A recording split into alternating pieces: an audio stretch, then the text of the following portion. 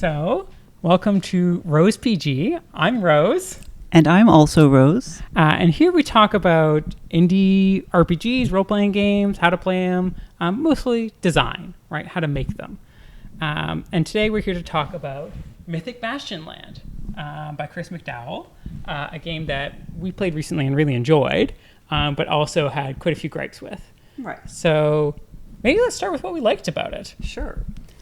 Well, I mean, first of all, the game's gorgeous. The art's great. There's so much of it. Yeah. I really appreciate like how much there is, like how many knights there are, and how many myths. A lot of the knights are really, really interesting, and like character creation is very fast. Yeah, right. And we played a one shot that you ran, right? And when we encountered the ogre, who is, trying to establish their own separate kingdom by capturing and enslaving people.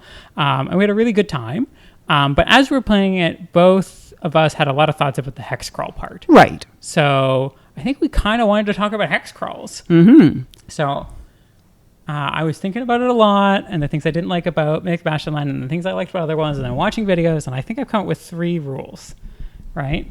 And the first rule is there must always be an interesting shape on the horizon, right? The second rule, right? When you go to that shape, there needs to be something interesting and rewarding to find.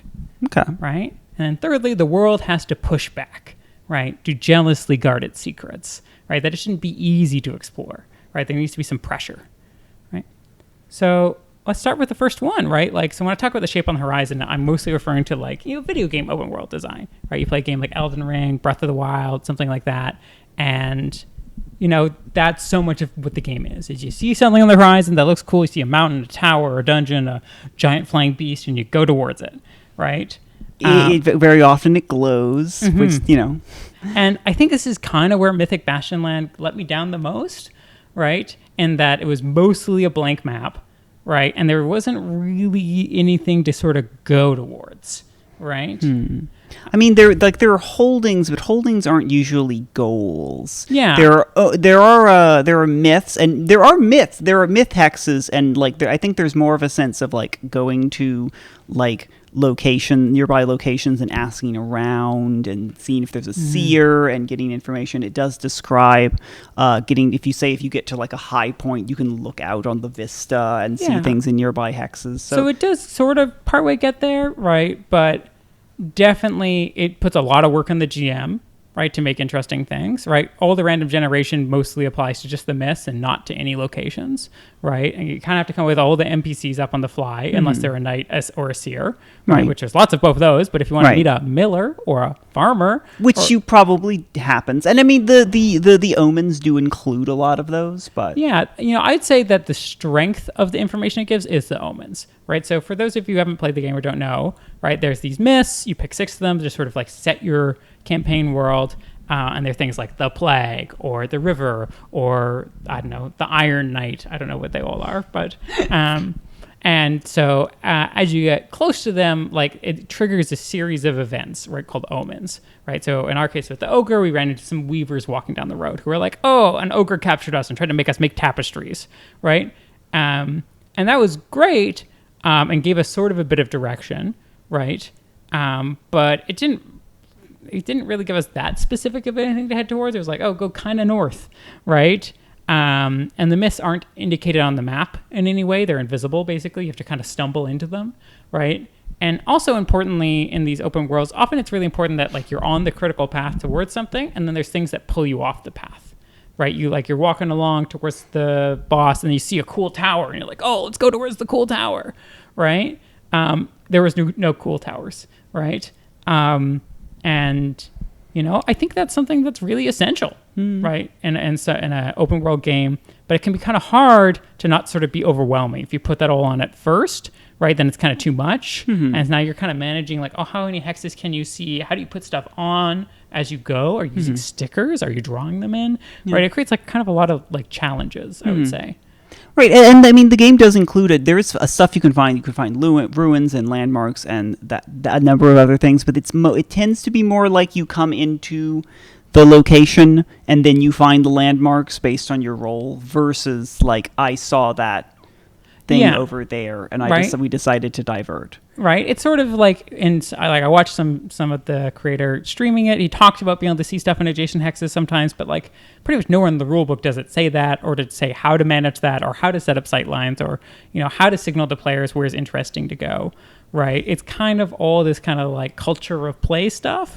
Right. Which is like, if I'm buying a big book, I want that to be included in the book. I want some advice on like, hey, here's how to make the game fun, right? And it really feels like there's just this huge amount of cool stuff, and then not a lot of advice on like how to make it into a fun game, right? So yeah, that was sort of the first rule, right? Which is have something cool to head towards, and preferably multiple, right? So that you can get distracted. Yeah, Getting distracted, I feel like, is part of the open world, at least in video games, is part of the open world experience. And let's take like a simple example of something. So there's, for example, let's say you're walking towards something, you see the tower. That's a great example. But it could also be something like you're walking on the road and you meet someone who's distraught, right? And they're like, oh, my husband, the woodcutter, went into the woods and now he hasn't come back, right? And it's like, okay, now we know there's something dangerous in the woods that killed the woodcutter, right? And now we have a reason to maybe go there and find out, and right? It doesn't always have to be by sight, right? But there needs to be ample opportunity to kind of like find out what's interesting, right?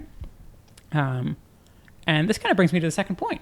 What's interesting, right, is that the things that are available in the world need to be rewarding to the players, right? Either on like a narrative level, right, or on like a mechanical level, right? So, for example, let's take Elden Ring again, right? Anytime you run into some big monster, that's rewarding because it's A, the reason you're playing the game.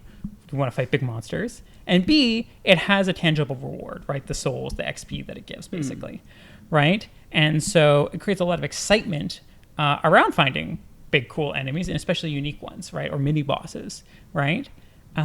Whereas I felt like, other than the myths, right? The myths are that they are cool, they are a fun thing to find, but there's only 6 of them, right, on the whole map, right? And other than that, I was like, oh, there isn't anything I really want to find, right? I mean, to be fair, the map isn't that big. 6 is actually a fairly dense. It's somewhat dense, right? But okay, so it's a 12 by 12, right? So that's what, 144 squares, Something like that. right? And then 6 of them have something interesting in them, I mean, fair enough. right? And so it's sort of, I feel like that's not quite the density I'm looking for, right? And not everything has to be like really awesome, right? But there's got to be something, and like I'd say most of the hexes, right? Especially because the hexes don't represent like a tiny amount of area; they represent like a 6-mile area, Something like that. Right? A It's like- hex league, which I do appreciate. I do. Okay, that is You a can nice you thing. can say hex in Right. character. That's in character, great. and it describes it as like the region that you could go to and back from a day, right? So basically, a day's travel you can go across 2 hexes, right? And so it's sort of like, well, at that density, most days' travel will be nothing, right? It'll just be like, I move, and then I move again, right? And maybe you encounter an omen, right? But the omens aren't a decision you make. You don't ever go towards an omen. They're just a thing that happens to you as you're walking around. Well, if you enter an area that has an omen, you don't actually have to make the rolls anymore. It can just be because you're seeking it out. Oh, okay. But- Oh, maybe that's something I missed, right? So wait, how big is the area where the omen is? It just 1 hex, or? I think the omer the it's typically 1 hex, but when you're rolling, a myth is in 1 hex. But when you roll for omens, you're rolling for the nearest myth. Yeah. Right. So wait, how close do you have to be to the myth before you just get it automatically? Like if you're standing right next to a myth, you get an omen for sure? I think it's more like if you're in the zone and you are intentionally seeking it out. Okay. Right. But even then, right, it's like, okay, you're seeking out one thing, and now you're just going through this list of 6 things in order, right? There's no branching path to it. There's no decision to it. It's just like, we went there and then we found the thing, right? It's putting a linear story in the midst of things, right? You can kind of choose like which of the 6 linear stories you're going to go experience, but they're still like very linear and directed, right? So yeah, I felt like that was something that the game kind of let me down on a little bit. But it's also partially because it's so rules light, and because it doesn't care about things like money or equipment or leveling, right? It's kind of hard to mechanically reward players, right? And so you have to rely a lot on narrative rewards, right? Wish there was some. It's a cool world, right? But it can be hard to sort of keep it going on narrative rewards alone. Well, it's true that like most of the things that you would find, since you're not really looting stuff for the most part for magic items, most of the things that you find are like or refills. They're like, oh, here's how you get your clarity back. Here's how you get your you're getting your stats back more than anything else. Other than that, it's more about gaining glory and then going up like on a societal level so that you can get up to sort of domain play. So I would say that is the primary advancement. Okay, don't get started with the domain play. Well, okay, that is its own topic, certainly. I think there's a lot of potential there, right? To give an incentive to explore, to find areas to settle them, to really like thoroughly explore an area so that it's safe. Right? But it's kind of like, there's like no rules for it. There's like one page, right? And there's no like, it's like, wait, what would you even do if you got to that point? Like, the game mostly does treat it as almost more of a story engine for going off on more adventures than anything else. Right? And it's sort of like, I think that is something. So for example, Subnautica, great game about exploration. Right, and like a lot of these sort of survival games, you have a base, right? And it's possible to make new bases, right? And that can be a great way of sort of like sectioning the play, right? When you go to a new region, that's exciting, but maybe you just do a little exploration at first. But once you establish a base there, now you can explore there a lot, right? You can do that like with relative safety. You don't have to go so far. You don't have to spend so much time getting there. Like establishing a base somewhere is like a really big move in those games and is an interesting one, right? Whereas I feel like if I made a new thing in Mythic Bastion Land, I don't know if it'd impact the play that much, right? Because there's no constraint on your movement normally. Yeah, it largely elides the survival part where it doesn't. You don't really care about supply or there's a little box that basically tells you just you find stuff on the way. It doesn't matter. Yeah, right. And so I guess point number 3, the world needs to push back. Right, it needs to jealously guard its secrets. There needs to be like some friction to the exploration, right? Right, and so obviously this is what random encounter tables are about. That's why they exist in a lot of these classic RPGs. Is that as you're exploring the world, there's danger. The world attacks you, right? If you spend too long wandering the wilderness, you're gonna get too many encounters, and you're gonna be beat up and not able to do the thing you went for, right? So that creates a kind of like an implicit pressure. Right, lots of them also have resource tracking, which I think actually tends not to accomplish the job as well in lots of those because the resources are often cheap. Yeah, they're often cheap, and even if they're not, like if they're not cheap, they just feel punitive, and if anything, they usually are just kind of boring. Yeah, it's a problem. It's a problem that I think there have been some games that addressed in interesting ways, but it's a problem that I think more games than not are grappling with. And so another great game, Outer Wilds. Right? Great game about like exploring this little solar system, trying to find out its secrets. The world literally blows up after you spend 22 minutes exploring it. Right? Back to the start. It's a fantastic game. If you haven't played it, you should play Outer Wilds. Right? And that creates both a sense of like somewhat hostility from the world, right? That like, oh no, I'm about to blow up, even though the consequences aren't that big. But it also creates a ton of time pressure. Right? You have to really pick and choose what you're going to do and what you're going to prioritize on each run. And this idea of like doing runs, right, I think is like really compelling, right? It makes roguelikes tick really well. And I think a lot of these exploration games, this idea of kind of like going out and coming back, right, can be really interesting, right? Rather than just going out, staying out and circling around. And it comes to like sort of, differences in kind of play. Right? That if you go out, you're in the wilderness, you're in danger, and then you come back to town, you get to interact with lots of NPCs and do lots of social gameplay, right? It creates like a natural loop of like these two different kinds of gameplay, like being in the wilderness, being in town, building in the wilderness, being in town. Right. Right? And we only did a one shot. We didn't get to really experience that in Mythic True, Bastion. And I do feel like some of the dynamics would have played out better over time, and also just if I had been more experienced running it, but also there is no anything in the town as far as I could tell. There isn't really a whole lot in the town, right? Like, which is weird in a court, right? It's sort of a court setting. It's based on the Arthurian but legends. You don't really care about court politics all that much, except insofar as the domain play, which doesn't really do anything. Yeah, it kind of implies that you should care about court politics, that there should be court politics to care about, but doesn't really give you any guidelines to setting it up, right? And making it happen. Right? And so it has all these things that it kind of implies like, hey, this would be really cool. Figure it out. Right? And that's like very OSR, right? It's very like just do it yourself, right? I mean, there are some games that do that. I mean, I do like the in a number of Kevin Crawford, like I first encountered this in Godbound, where it actually has, like, in addition to what that game called Ruins, which was like dungeons, it also had, and here's the table for creating what it called courts, which is a general concept for like so the social equivalent to a dungeon. A court could be like a business or a church or even just a small community, where you generate personalities, and here's what they want, and here's what they have that means you can't ignore them. Yeah, right. And really fleshing out that social side of the gameplay, right? Which not every game needs to do, right? But certainly really, some games is really exciting and really helps, again, like kind of break things up, right? You know, there's a reason that lots of RPGs don't just do one thing if they're going to be a longer form of play, right? Like a short, 1 to 2 hour one shot, it can just do one thing, right? Like we played A Place to Fuck Each Other? I don't think I didn't. Oh, you weren't there. I wasn't there for that one, right? Right, and you're playing lesbians, right? And every single scene is either trying to hook up or moving in together, right? Those are the two things that happen. Right. I mean, that's the two things lesbians do. Yeah, right. And so that really tight focus works for that game because it's short, right? And because, it's in our normal world, right? So it does a lot of work for you just by being in the normal world, being like a lot of guidance on like the kinds of characters that are there, the kind of concerns they might have. It's all stuff that you're going to be familiar with if you're a queer person playing this game.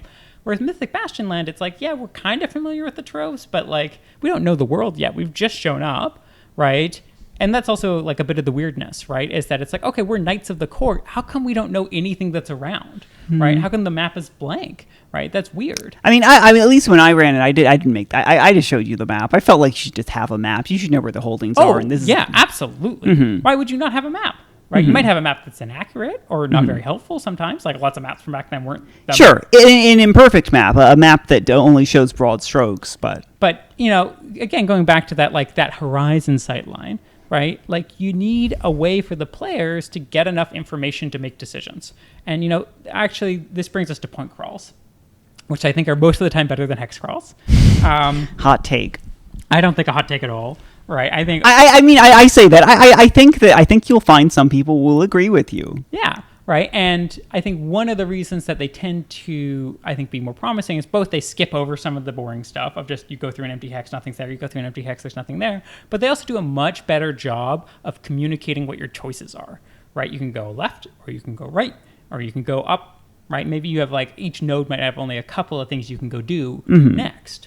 Right. And there's lots of games like Slay the Spire, right, or FTL that are point crawls. Right? These roguelike point crawls where you're kind of continuously moving forward and the paths that you choose are like really important. Do I go along this path with like a normal fight and a shop and a normal fight, or to go on this one with like a boss and then a resting stop? Which, and it's very clearly telegraphed that you are making a meaningful choice. Yeah. And, that comes to like, I think there's been more and more of a move in games towards giving the players more information. That can definitely go too far.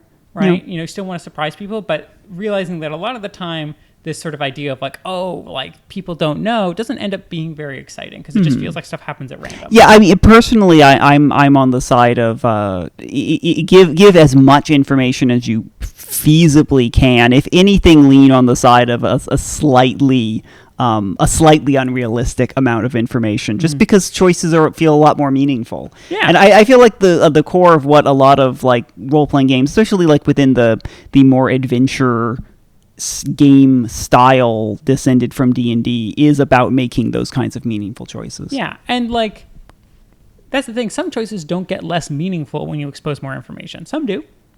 Like a choice that's optimizable, right, where you can clearly say like this is the better one, this is the worst one. But obviously you don't want to expose all the information there because then people are just going to always pick the better one. But most choices in RPGs aren't like that. There often is a level of uncertainty and risk, even when you kind of tell them like here's what it is. And I'm thinking of like Map Crow, actually. It's a great YouTube channel that does some of these point crawl maps that are really wonderfully illustrated from like an isometric perspective. And you can see like, oh, over there's like a group of goats, and over there's like a troll, right? And over there is like a weird hill with a space cicada on it, right? These really like evocative maps. And you can see everything that's there, but it doesn't tell you what's going to happen when you go interact with it. Right? We go straight for the goats. Yeah, of course. Right? The goats bathing? Of course you want to go to the talking goats. Right? And, this actually got me playing around with... I kid. I think I've known some groups that would go straight for the goats. Kid. So this got me playing around a lot with the idea of like a card crawl. Right, where the idea is that each suit is like a type of encounter. We were both playing around with card crawls. Yeah, right. And because we're trying to think about like, how do you create a more open-ended exploration than a point crawl, right? Where it doesn't feel like you're quite being directed along paths as much, but you're still giving people that sort of meaningful choice in information. You could also do that in a hex crawl, right? But I think that most of the time, I've been finding more and more, the more you start to move in that direction, you just end up making a hex crawl that is a point crawl. Right? It just feels like, and I felt that with the card crawl as well. I'm like, I'm just making a point crawl. I'm just making a point crawl in a kind of obtuse way, right? When you're putting the cards together, at least if they are arranged in a grid, that's if anything more like a square crawl. Yeah, right. Yeah. As we've discussed outside of this, like a square crawl or a hex crawl is essentially a special case of a point crawl in which you've connected everything in this regular pattern. Yeah, right, and often a less interesting case, right? Because the barriers and the limitations on your choices are often really important. That if every single square has 4 options from it, right? It's sort of like it often ends up feeling like you can kind of just go directly for what you're wanting, right? So I was reading the Knight of the Cart, right? Which is one of the Arthurian legends, right, about Lancelot. And there's this fairly early scene, right, where the guy is like talking to a damsel, being like, where did the enemy knight and the queen go, right? And it's like, they went across the river, and there's 2 bridges. There's the water bridge, which is like water underneath and water on top, so it's like a wall of water, right? And there's the Bridge of Swords, which I don't even know what it is, but no one ever comes back alive, right? And that's, I think, a great example of like the kind of play that you often don't get in a hex crawl. Mm-hmm. You don't get A or B, pick one, right? It'd be so easy to just go around both, right? We just ford the river somewhere else, right? And that's kind of exciting in a way, but it's sort of like, in some ways, it can reduce the opportunity for those interesting choices. Mm-hmm. Yeah, because there are other considerations, because there's also like if when you map things in hexes, you sort of have to make things conform to what fits in a hex, whether or not something, and that tends to be to some extent okay. Mm-hmm. I think it's partially why we tend to use hexes and not squares, because it's a little bit easier. But it is also a little bit like, if I've oriented it so I can easily go north and south, but now I can't go directly east and west. You could try to make it like octagons, but those don't perfectly tessellate. I think everyone would be using octagons if octagons tessellated, but sorry, geometry. Yeah, Euclid has it out for us.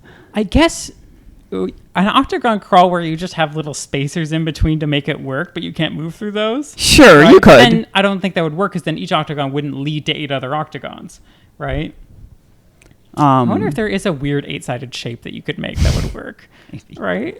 Or it's not regular, right? But it still kind of works. But I don't think so. But I mean, irregularity is one of the things we discussed. Yeah. For example, because now we could get into other kinds of crawls.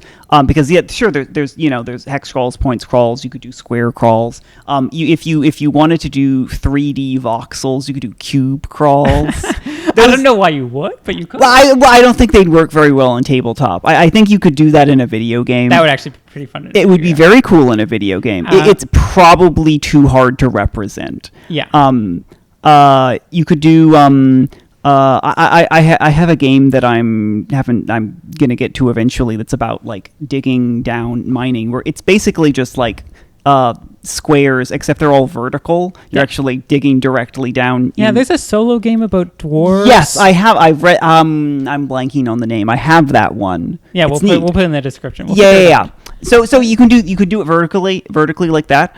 You as we were discussing, like if you could do like zones where it's more like if you look on an actual map of like provinces or something. Yeah, we're looking at Europa Universalis maps, right? And they've got like the duchy, right? Inside of it is the counties. Inside of the counties is the baronies, and they're all just these little blobs. Right, and like you for example, you could make it so all of the spaces were similarly sized, but they don't necessarily all have to be the same shape.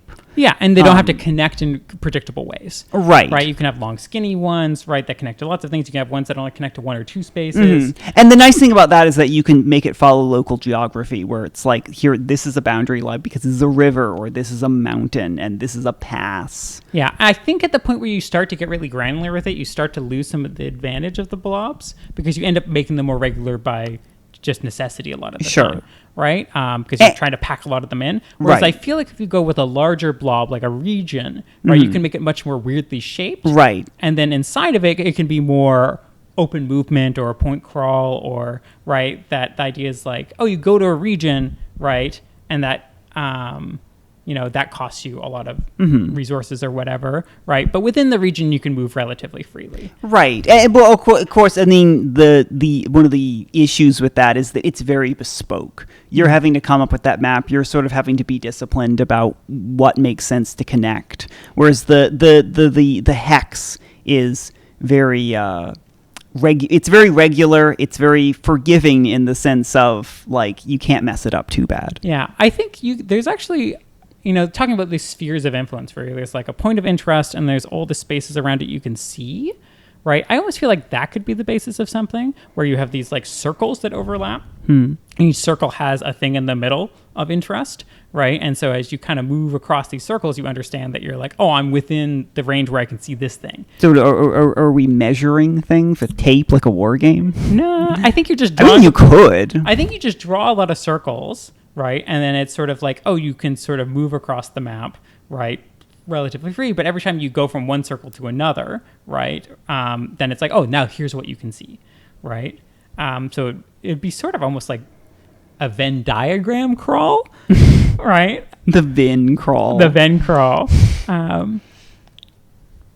kind of want to do that now. I might try to figure that one out. It's not a terrible idea. I mean, I have more ideas than I have time to work on. Oh, so. Of course. But yeah, I think that's most of my thoughts about exploration and Hexcrawls. Did you have other things on your mind? Yeah.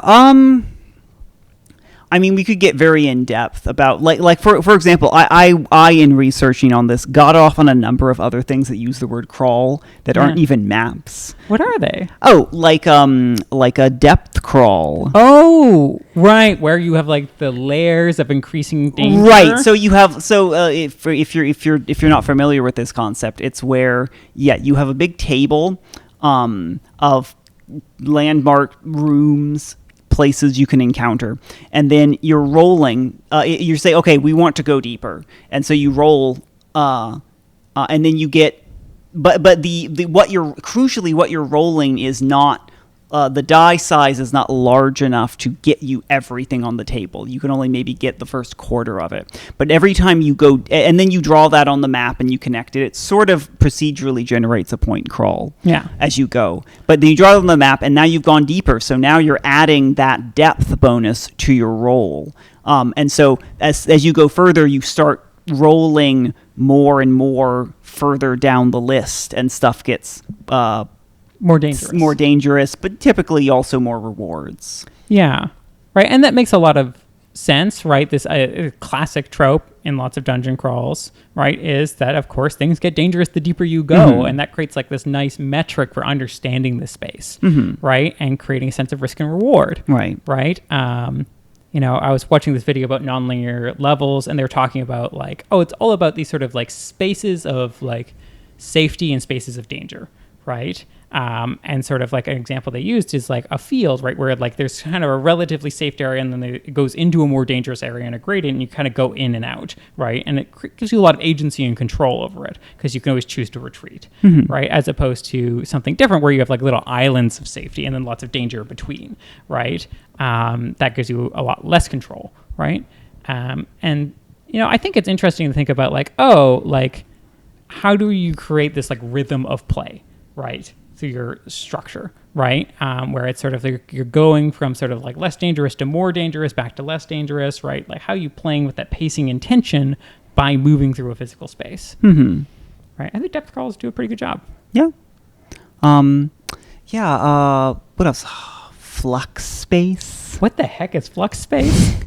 It's a little bit like a depth crawl. So this was a concept created to handle large regions that are kind of samey, like exploring a labyrinth or like a misty valley, or so you're making checks to chart the region, and you're rolling on a table to find, and it's like you roll on a table, it's like, oh, you found this, and then you check that off, that you've been there, you've mapped that. It's now easier to return to. Then, if you, at which such point that you roll a second time, instead of the first set are called the shallow locations or rooms, and then if you roll that a second time, then you instead go to the deep location. And deep locations are always played out in sequence. They're actually a little bit like omens, where like a given region will have like say 6 or whatever deep locations, or 3, or so let's say a shallow location is like a hut that's been destroyed, right? And then I roll hut again, and then I find the wizard's tower, right? And then it's like, after the wizard's tower, I will always find the witch's den. That is where you embed like the plot, so to speak, of it, the really crucial locations. Yeah, the kind of critical path, right?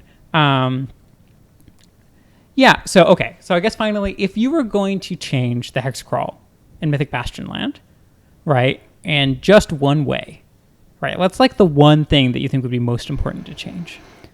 Oh, that's a big question. And one that it's hard to say because then I'd want to run a playtest. That said, I do know that I have something on your mind here. Yeah, I'm a little torn, right? On one hand, the thing I think I'd be most interested in changing is travelers, right? Because the idea is that you're supposed to get information from people, but it's kind of unclear like who those people are, right? And so currently you can roll to get an omen from somewhere randomly on the map rather than the nearest one. And I feel like just changing that to instead you encounter a traveler who gives you information, right, about something happening somewhere, and you get to put something on your map representing the information they gave you, right? I think so that that's maybe not a high enough chance 1 out of 6 times, but it means that you're getting a steady flow of like information and places to go to, but that you can't immediately access, right? They're on the other side of the map. They're somewhere far away. And so the next time when you finish this first mission, it's like, now we have several other places to consider, right? So I think that is one way I try to sort of fill out the map as you go, right? In a way that feels a little more organic, right? And more sort of like in the world, right? Than maybe some of the more abstract methods that I would normally use if I was making a game. Yep. What was the second option? Stickers. Just lots of stickers. So you want to do a Hexcrawl legacy? Yeah, right? Because it's like, what's fun? Stickers. What's fun about stickers? It's they stick. You get to change the map, right? You get to change the map. You get to build the world as you go, right? And it helps you manage that flow of information because that way you don't have to like. And often with point crawls, you end up presenting people with pretty much all the information right off the bat, right? It's hard to manage like a fog of war in paper, right? And one of the ways you could do it is to have more stickers, right? And sort of being like, okay, you've gotten near to this hex. We know there's a tower there. Put down a tower sticker, right? And I think that could be really fun, right? So that's the two things that I would consider doing is either having it so that you can reveal locations using stickers and put more locations, right? Or this traveler mechanic, right? That sort of reveals information in this more verbal storytelling format, right? Yeah, I believe, and this isn't even necessarily like Mythic Bastionland specific, but I think one of the ideas that we discussed that I found interesting was the idea of having regional biome specific non-random encounters. You remember this? I think I remember this where it's like every region has like a little story in it. Right? Right, so it's not uncommon for a lot. There are a lot of games where you would be like, okay, you're in this forested region that has this encounter table, but you could almost treat a region more like a series, like almost like a myth in and of itself, even if it wasn't a myth per se. But this biome has the story that happens in the forest, and whenever you roll, there's an encounter, you do the next encounter on the list. Yeah, right. And that sort of helps you put a little linearity in your nonlinear experience, right? Mm-hmm. And it creates a little bit more of a story, right? You can create stories non-linearly. You can sort of connect the dots afterwards. You can hint towards things. But I feel like often random encounter tables don't. They're just, you run into some wolves. Anyway, right? I mean, I do think that you need to have you just need to write those better. Yeah. I think one of the things that I was thinking about earlier when we were talking about having rewards was that you also want to have kind of implicit world building. Yeah. Like even whether or not it's actually useful just mechanically or not. Like, you'll find all sorts of discussion about like, oh, well, you want to get the +1 sword, but the +1 sword is boring. Yeah. You want it needs to have it needs to be interesting. It maybe has a history or have something else more interesting that it does. Or maybe it needs to at least look cool. Right. And you can embed a lot of it's not wolves, it's this other thing that is important to the setting. Well, let's take that classic trope of random wolves. Sure. And let's see if we can build a little world building into it, right? So it's like, well, why are the wolves here, right? Mm-hmm. Are they always here? Are they outside of their normal range? What has driven them outside of their normal range? How are people reacting to the presence of the wolves, right? How do people normally protect themselves from these wolves, right? Do the villages have defense methods, right? And what is it about you and your group that has attracted the wolves, right? Do they tend to prey on horses? Right? Is the fact that you're on horses, they're like, yummy horses? Right. Right? And, what happens if you follow the wolves back to their lair when they flee, right? What's there, right? Which is a little tricky when you're procedurally generating it on the fly, though. Yeah, it is. If you're generating ahead of time, then you can think all that out. Could be a lot of legwork for the GM. I think actually, in some ways, generating ahead of time might be harder, right? Because let's say you're generating most things procedurally, right? It's easy to just kind of lean into whatever story players show interest in, right? And I was even thinking that a different take on a hex crawl could be one that is basically a world building game, right? Where every time you move into a hex, players get a prompt. And I have seen some games like this. Right? Players get a prompt to put something interesting in that hex, right?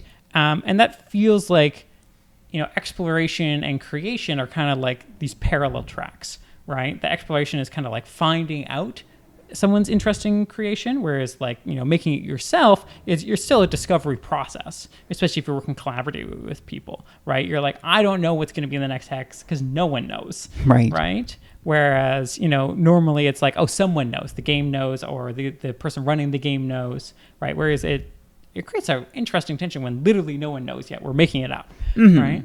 Yeah, and also if the expectation is that it's made on the fly, it means that the GM is not. There's a little bit less pressure put on them because they're not being because they literally couldn't have done that outside of the game. So there's now well, okay, if this is very commonly if a session goes good or bad, it's more or less blamed on the GM because it's like, well, did you prep the thing well? Whereas if things are in fact have to be generated, it's like, well, sorry guys, that was what I rolled. This is what you get. Yeah. If we're gonna play with that, you sort of declaimed responsibility. You put that onto the dice, and now it's not your fault. Yeah, right. You put onto the dice, made it not your fault, which is helpful. But also, I think in some ways, you're putting the story on the players to their reactions to what's happening. But right? And it is also more exciting for the GM because they're getting to find out. Yeah, which they often don't that much. But I think if you're, I think having a little couple of hooks in a random encounter, right? Like I talked about, you don't need to know the resolution of it to still have an arrow pointing to somewhere. Right. Right. I gave that example of you meet someone who their husband, the woodcutter, has gone missing in the woods. You don't need to know what killed the woodcutter yet. Right. You just need to know something killed the woodcutter, or something else made him go missing. Maybe he's not even dead. Right. Maybe he joined the fairy king. Right. And he's hanging out in fairyland. Right. And having a gale time. Right. And doesn't want to come back. Right. But that when you're doing that more random improvisational gameplay, right, you can kind of create these offers for yourself, like you're doing improv, where you're kind of giving yourself an offer to respond to, right? And encouraging people to speculate, right? What do you think might have killed what do you think is in the woods, right? But yeah, I think that's most of my thoughts about Exploration Hexcrawls. Right, I've definitely had fun looking into it after the last little bit, and encouraged us to get this started. Yeah, right? Which I'm excited about. Okay. Any last thoughts before we wrap up? I mean, we could keep going into minutia, and you and I can do that. But it is true that I feel like we have been doing this is probably run long enough for a first episode. So okay, well, we don't have a goodbye tagline yet, but roll some dice and have some fun.